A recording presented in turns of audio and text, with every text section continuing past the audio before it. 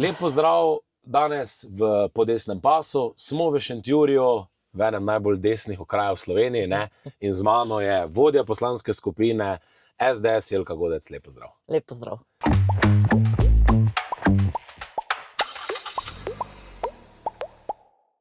Prvo, hvala lepa, da ste nas tako lepo pogostili. Ogromno ljudi je bilo, ne? In vidi se, da je nekaj v zraku. No?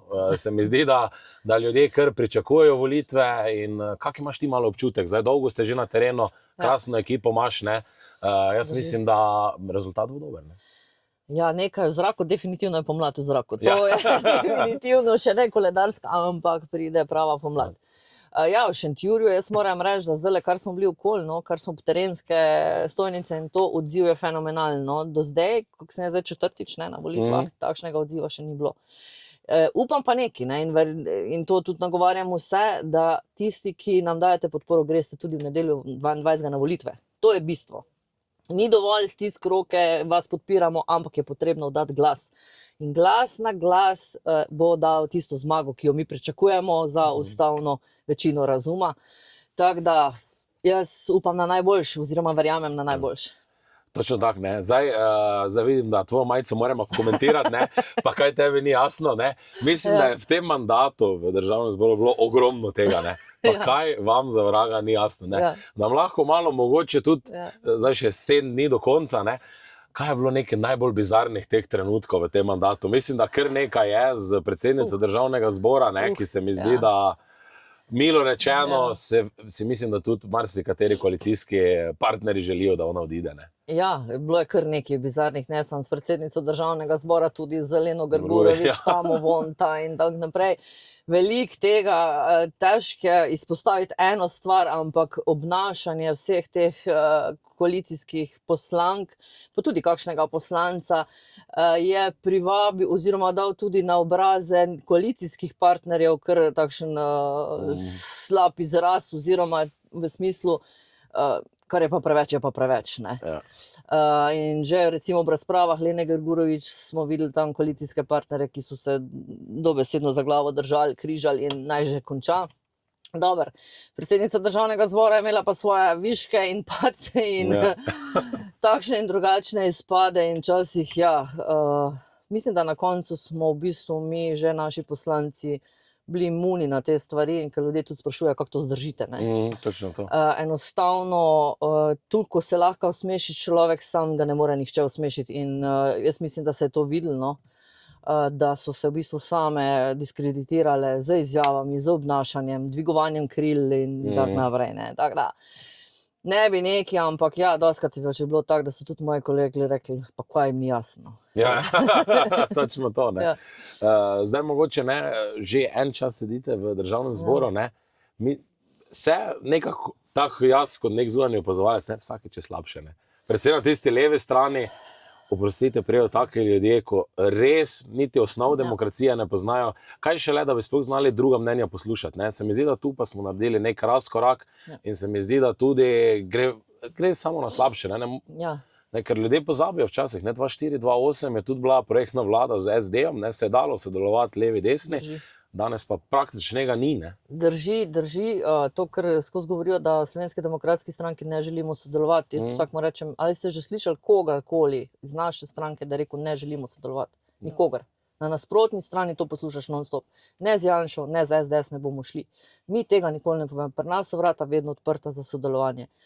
In tako je bilo tudi zdaj v tem mandatu na začetku, no, recimo, če sam se dotaknem, jaz sem začela 2014, ne.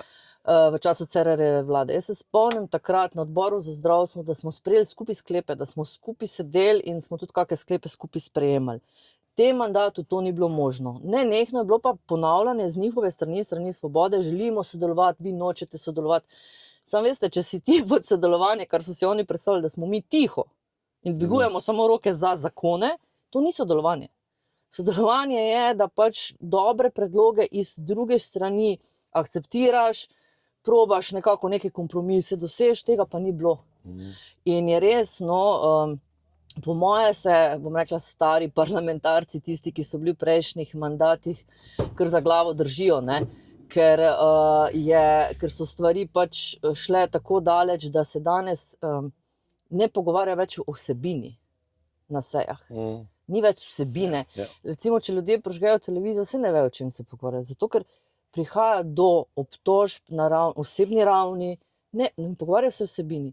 Zakaj do tega pride? Zato, ker imamo poslance, saj zdaj strani koalicije, predvsem Svobode, ki sploh vsebine ne poznajo, ki jih vsebina ne zanima. Ne? In potem je težko pač debatirati, če na drugi strani nimaš sogovornika, ki bi poznal vsebino.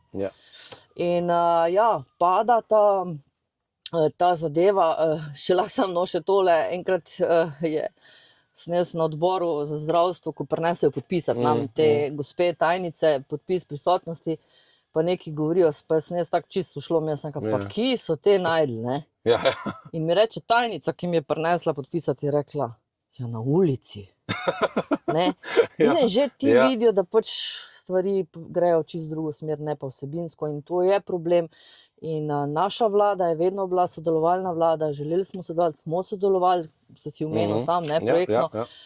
In jaz verjamem, da naslednji vladi, zdaj, ko bo naša, da seveda bomo odprli spet sodelovanje za dobro, seveda Slovenije in državljanov. Zdaj, ti si bila v prejšnji vladi zadolžena tudi za zdravstvo, ne? Mislim, da ta vlada je tu naredila polomne. Mislim, da tako slabo, ko je zdaj trenutno stanje v zdravstvu, ne, sicer manipulacija na polno, da je več zdravnikov, v resnici pa vidimo, da je 230 žensk brez ginekologa, 160 000 ljudi brez osebnega zdravnika. Ne. Kako vi gledate na to? Ne? Mislim, da je res padlo pod nivo, da ne govorimo o tej neki ideološki vojni med zdravniki.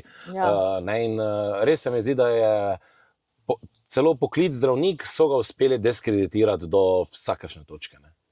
Ja, ravno to, kar si omenil, ne? Ideologija je tista, kar jih žene. Ne? Spet ne strokovnost, ampak ideološki boj, čist ideološki boj na področju zdravstva, pa ne gre samo na področju zdravstva, gre na vseh področjih, oni bijajo ta ideološki boj proti zasebnemu, proti svobodni gospodarski pobudi. Oni bi vse imeli državno, oni bi vse določali, kaj je dobro za človeka, kaj je dobro za državljana, ki naj se zdravi, kaj naj je in kje naj živi, ne? Najemnem stanovanju, ne v svojem, najemnem, ne? Da je odvisno od države. In to je tisto, kar so zdaj uspeli narediti. Torej, gledajte, če ti poslušaš Jenulla in Kebra, ki stojita pred Ministrstvom za zdravje in da Ministrstvo za zdravje dovoli, da Jenull na tablo Ministrstvo za zdravje nalepi sliko žabe, potem vemo, kje smo. Torej, pomagali so ministrstvo, vlada ustvarjati to slabo klimo oziroma slab odnos do zdravnika. Ne? Da so nekaj slabega, da so zaslužkari in tako naprej. Ne? In 300 zdravnikov več, ampak gledajte, 300 zdravnikov več, a delajo v zdravstvu ali delajo na NIJZ-ju raziskave. Ne? In če je 300 zdravnikov več, če je več kot 3 milijarde več denarja v zdravstveni blagajni, zakaj za Boga potem imamo čakalne vrste take dolge? Da čakalne vrste so samo odraz slabega stanja. In ta vlada je uspela sprivatizirati zdravstvo. Zelo močno in pravijo, da to ni res. Ja, gledajte, če zdravniki odhajajo iz javnega zdravstva, iz javne bolnišnice v zasebnega, gre za čisto privatizacijo, ker delajo privat. In seveda je treba ustvariti takšen zdravstveni sistem, kjer bo vsak, ki vplačuje v zdravstveno blagajno, dobil oskrbo, kolikor se da hitro oziroma v doglednem času, kakovostno in brez doplačila iz svojega žepa še zraven. Ne? In ne vem, jaz imam v družini ljudi, ki zdaj pa čakajo na določene posege. In kaj, ko ti dobiš napotnico, kaj gledaš? Kje boš prišel najprej na vrsto? Druga te sploh ne zanima. Ne? In če je to pri Janezu Novaku SP ali pa pri Janezu Novaku DOO ali pa v bolnici čisto. Glavno je, da ti si oskrbljen za tisto, kar si že plačeval. Pa še mogoče se dotaknemo tega, ko pa levičarji popolnoma obnemijo, se mi zdi pa, da je ukinitev urad za referenčne cene. Ne? Mislim, da tu odgovora ni. Ne? Vedno, ko ga vprašaš, vedno, ko jih na to spomniš, da so oni to ukinili, takoj obrnem stavek. Ne? Mislim, da to vsi, meni ni jasno, ne, da se ta tema sploh ne odpira. Ne? Ja, mi smo takrat na koncu vlade ustanovili ta urad za referenčne cene. Ne? Dobivali smo že podatke iz tujine, da bi torej cene materiala v zdravstvu spustili na nivo Evropske unije. Ne? Vsaj približno. Ne? Glejte, mi smo odprt evropski trg in storitve, kadri, to bom rekla, pretaka sem in tja po državah. In smo želeli to zadevo pač na takšen način urediti, tudi z javnimi naročili in tako naprej. Takoj, ko so prišli na oblast, so to ukinili. Zakaj? To kaže tudi zdaj ti skrivni posnetki. Zato, ker se pobira provizija. Ja. A veš, ker če imaš ti, ne vem, žilno opornico, zdaj ni to točna cifra, ampak če imaš ti žilno opornico Avstriji za 140 evrov, recimo pri nas pa za 350, se lahko vprašaš, zakaj.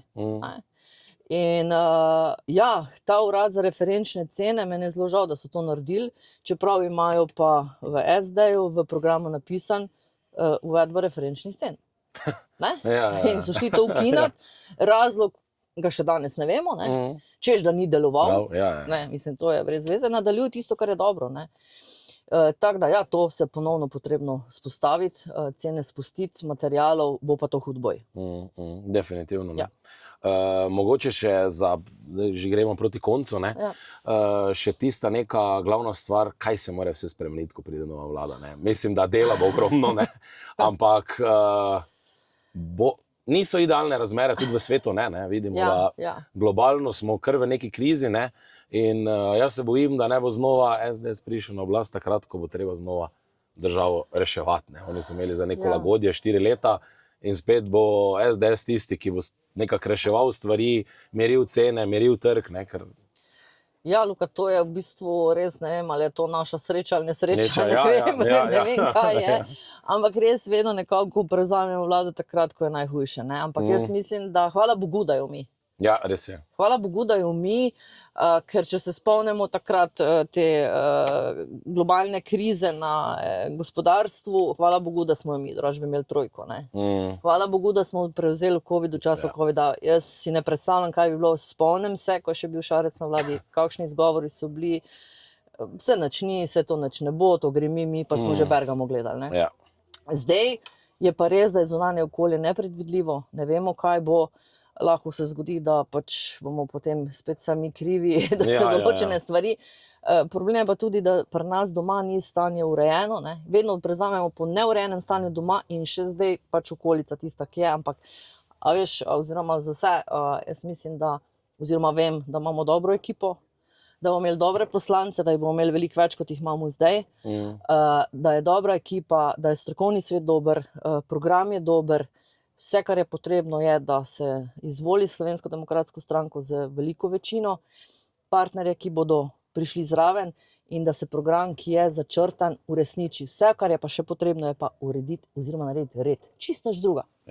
Ko je red v državi, stvari funkcionirajo, ko imamo pa takšen kaos, kot je zdaj, pa vidimo, kaj se dogaja.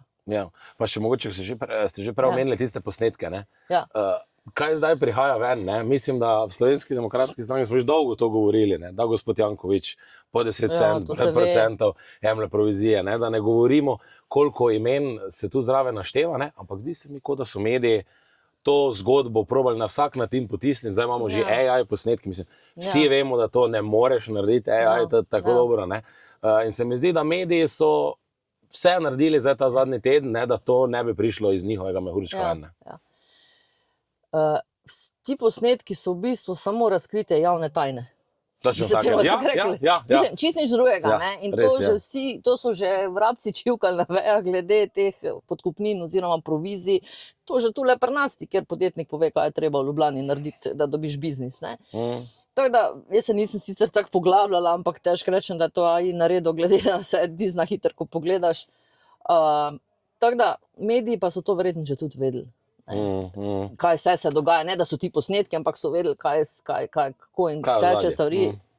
In zakaj je potem problem tudi naše vlade, zakaj so vedno protesti, že pred naša vlada nastopi, ker vejo, da se bodo te pipice provizij zaprle in da naš predsednik nima strica v ozadju, ki bi mu narekoval, kaj naj dela, in ni marioneta, ampak je voditelj, državotvorni človek in je čist nekaj drugega kot te leve vlade.